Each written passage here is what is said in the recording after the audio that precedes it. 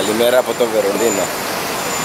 Λοιπόν, πήρα το τρένο και από το κέντρο ήρθα λίγο πιο ανατολικά για να επισκεφτώ το East Side Gallery, ένα από τα πιο διάσημα κομμάτια του Βερολίνου, όπου βρίσκεται περίπου 1,5 χιλιόμετρο του τείχους του Βερολίνου, το οποίο είναι καλυμμένο με γκραφίτι.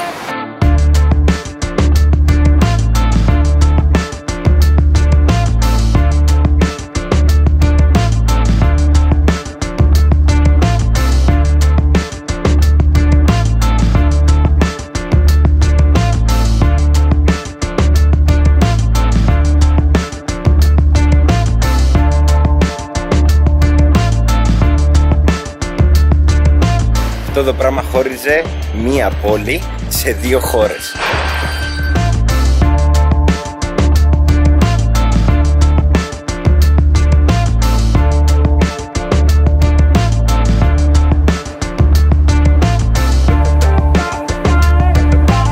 Η πλατεία Alexanderplatz βρίσκεται στο πρώην ανατολικό Βερολίνο. Το πιο διάσημο κατασκεύασμα στην πλατεία είναι το ρολόι πίσω μου. Όταν κατασκευάστηκε υπήρχαν μόνο χώρες και πρωτεύουσες φιλικές προς τη Σοβιετική Ένωση. Μετά την πτώση του τείχους προσθέθηκαν και άλλες πόλεις.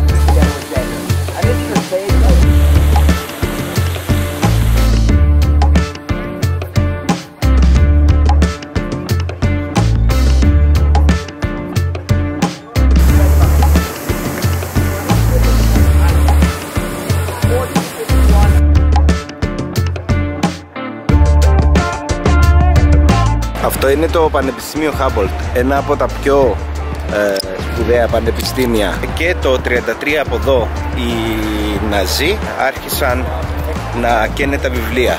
Ήρθανε σε αυτό το κτίριο, το οποίο είναι η βιβλιοθήκη, και όποιο βιβλίο ήταν αντιγερμανικό, δηλαδή είχε γραφτεί από Εβραίο, ασχέτως της θεματολογίας, από κομμουνιστή, από Σλάβο ή οτιδήποτε, μαζεύτηκε και κάηκε. Και αυτό άρχισε να γίνεται σε όλα τα πανεπιστήμια της Γερμανίας. Σε αυτό το δρόμο ήταν όλα τα κτίρια της ναζιστικής Γερμανίας. Το μόνο που επιβίωσε ήταν αυτό εδώ. Όταν οι Βρετανοί βομβάρδισαν αυτό το δρόμο με τα κυβερνητικά κτίρια, ήθελαν κάποιο για να σηματοδοτεί το μέρος. Αυτό ήταν το μεγαλύτερο κτίριο του δρόμου και έτσι δεν το βομβάρδισαν. Το κτίριο είναι 100% ανέπαφο. Αυτά τα σημάδια στην πύλη του κτιρίου ήταν τα pins που κρατούσαν τις βάστιγγες πάνω στα κάγκελα του κτιρίου. Βρίσκομαι στο μνημείο του Ολοκαυτώματος των Εβραίων, στο κέντρο του Βερολίνου. Το μνημείο είναι πραγματικά κάτι πολύ ξεχωριστό. Αποτελείται από αυτές τις πλάκες, οι οποίες είναι οι ίδιες στο μήκος και στο πλάτος, αλλά διαφέρουν στο ύψος. Υπάρχουν 2.711 τέτοιες πλάκες και όλες είναι διαφορετικές. Γενικά στο μνημείο δεν μπορείς να διαβάσεις οτιδήποτε, δεν υπάρχουν επιγραφές ή οτιδήποτε. Αυτό που πρέπει να κάνει κάποιος για να νιώσει το μνημείο, για να το καταλάβει, είναι να περπατήσει μέσα.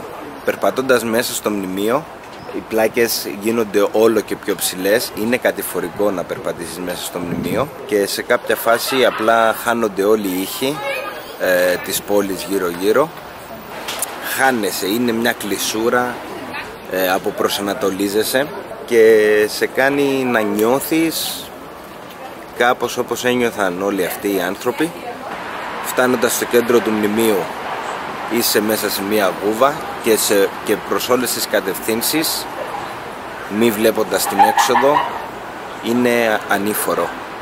Πραγματικά για να καταλάβει κάποιος αυτό το μνημείο πρέπει να το περπατήσει.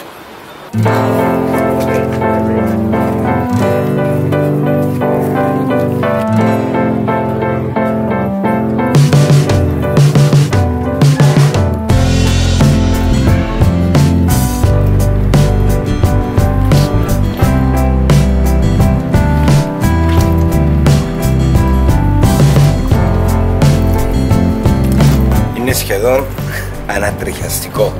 Είμαι περίπου στη μέση. Όλοι οι θορύβοι γύρω γύρω δεν ακούγονται. Το μόνο που ακούγονται είναι φωνές ανθρώπων που περπατάνε μέσα στο μνημείο, αλλά δεν μπορείς να καταλάβεις από πού έρχονται αυτές οι φωνές.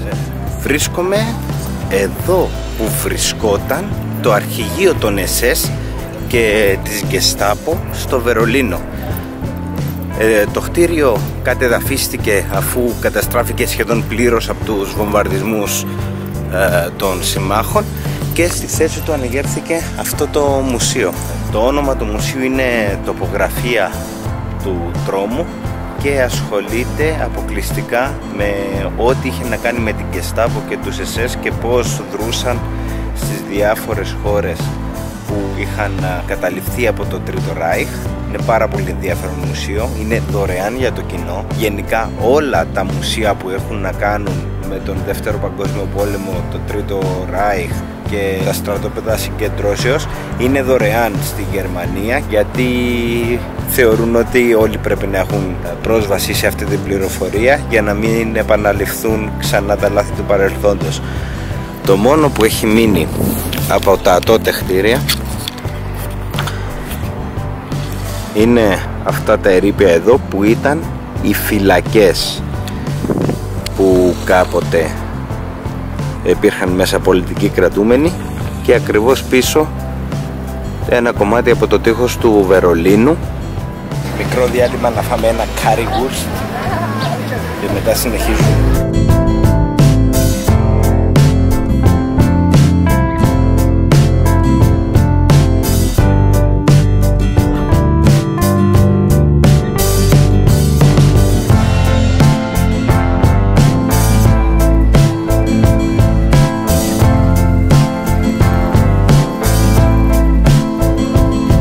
Ακριβώς εδώ που στέκομαι κάτω από τα πόδια μου ήταν το καταφύγιο που χρησιμοποιούσε ο Χίτλερ κατά τη διάρκεια των βομβαρδισμών στο Βερολίνο.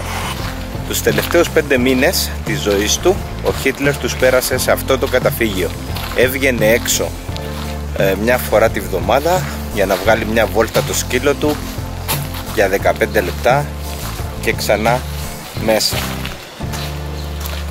Λίγες ώρες πριν φτάσουν οι Σοβιετικοί στο κέντρο του Βερολίνου, ο Χίτλερ αυτοκτόνησε με 2 τρόπους. Ήπιε το δηλητήριο, αλλά επειδή δεν είχε εμπιστοσύνη στο δηλητήριο, στη συνέχεια αυτοπυροβολήθηκε. Διέταξε τους στρατηγούς του να κάψουν το σώμα του, έτσι τον έβγαλαν έξω μαζί με τη γυναίκα του που αυτοκτόνησαν μαζί και τους έκαψαν. Όταν φτάσαν οι Σοβιετικοί βρήκανε τα πτώματα, δεν είχαν καεί εντελώς και τα πήρανε. 20 χρόνια μετά καταφέραν να έχουν πρόσβαση από τον γιατρό, από τον οδοντίατρο του Χίτλερ στους ιατρικούς του φακέλους και έτσι πιστοποίησαν ότι αυτό που είχαν στα χέρια τους ήταν το μισοκαμμένο πτώμα του Χίτλερ. Αφού έγινε η πιστοποίηση, οι Σοβιετικοί θέλησαν να μην τον θάψουν πουθενά για να μην γίνει τόπος μάζοξης και προσκυνήματος από νεοναζί. Έτσι έκαψαν τα απομεινάρια και το σκόρπισαν σε ένα ποταμό. Το ίδιο έγινε και με αυτό το καταφύγιο. Προσπαθήσαν να το διαλύσουν, αλλά το καταφύγιο είχε 5 μέτρα πάχος από ενισχυμένο μπετόν. Βάλανε δυναμίτες παντού, δεν καταφέραν να το διαλύσουν και έτσι η επόμενη κίνηση ήταν να το γεμίσουν νερό και μετά με μπετόν. Από κάτω μου ακριβώς έχω 25 μέτρα πάχους ενισχυμένου μπετόν.